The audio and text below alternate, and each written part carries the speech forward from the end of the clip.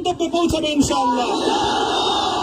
আমি বাংলাদেশের আলেম সমাজ, হেফাজতে ইসলাম বাংলাদেশ সহ বাংলাদেশ খিলাফত মজলিস সহ সকল ভাতৃপ্রতিম সংগঠন, সকল ধর্মপ্রাণ, ইসলামপন্থী বিভিন্ন ছোটখাটো মতভেদ, মতবিরোধ, মত পার্থক্যের ঊর্ধ্বে উঠে যারা এলায়ে কালিমাতুল্লাহর এই এক বাণীতে বিশ্বাসী, আল্লাহর জমিনে আল্লাহর দ্বীন কায়েম করতে চাই, আমাদের তাআলাউ ইলা কালিমাতিন সাওয়াইন বাইনানা ওয়া বাইনাকুম এই এক মন্ত্রে উজ্জীবিত হয়ে আল্লাহর দ্বীনের ঝান্ডা সমুন্নত করবার এই আন্দোলন এবং সংগ্রামে আমি নিজেকে উৎসর্গ করার ঘোষণা করছি।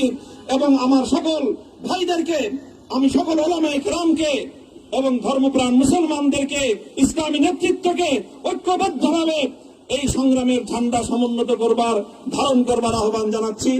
এবং আপনাদের সকলকে আবার শুকরিয়া জ্ঞাপন করছি যে আজকে আপনারা এভাবে আমাকে উৎসাহিত করেছেন, উজ্জীবিত করেছেন। আল্লাহ পাক আপনাদের সকলকে উত্তম বিনিময় দান করুন। প্রিয় ভাইরা,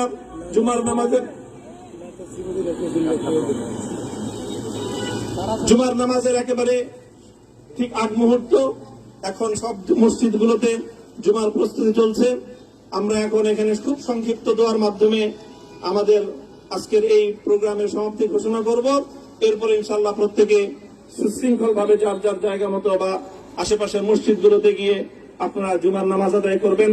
আমি আবারও বলছি, আমি আমার আলোচনার শুরুতে কোরআনে পাকের সেই আয়াতটুকু তেলাওয়াত করেছিলাম, হযরত ইউসুফ আলাইহিস সালাতু ওয়াস সালাম কারামুক্তি এবং প্রকৃত যারা অন্যায়কারী ছিল সেই অন্যায়কারীদের স্বরূপ ওনার সামনে উন্মোচিত হয়ে যাওয়ার পর, জাতির সামনে তাদের স্বরূপ উন্মোচিত হয়ে যাওয়ার পর তিনি যে কথা বলেছিলেন, আমিও নবী ইউসুফ আলাইহিস সালাতু ওয়াস সালামের অনুসারী হিসেবে তার সুরে সুর মিলিয়ে, কণ্ঠে কণ্ঠ মিলিয়ে কথাই বলতে চাই, লা তাসরিবা আলাইকুমুল ইয়াউম, ব্যক্তিগত আক্রোশের প্রতিশোধ আমরা কারো কাছ থেকে গ্রহণ করব না।